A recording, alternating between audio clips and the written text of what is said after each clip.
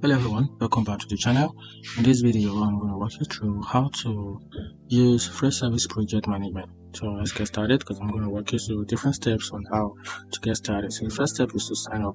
So visit the Freshservice website and click on the sign up button and fill in your details to create an account. Then verify your email address to activate your account.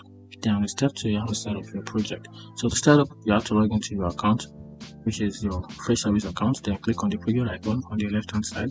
Then click the plus button in the right hand corner to create a new project.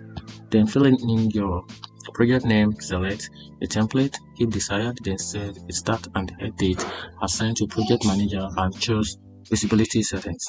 Then on the step 3, you have to add a task. Add task by clicking on the add task button, then set due date, assign task, and add note. Then import task from an Excel button by Excel document by saving it as a CSV file and uploading it to Freshservice.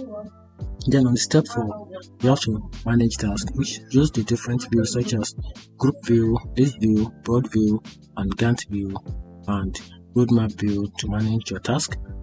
After that, update task details, set priorities, and track progress.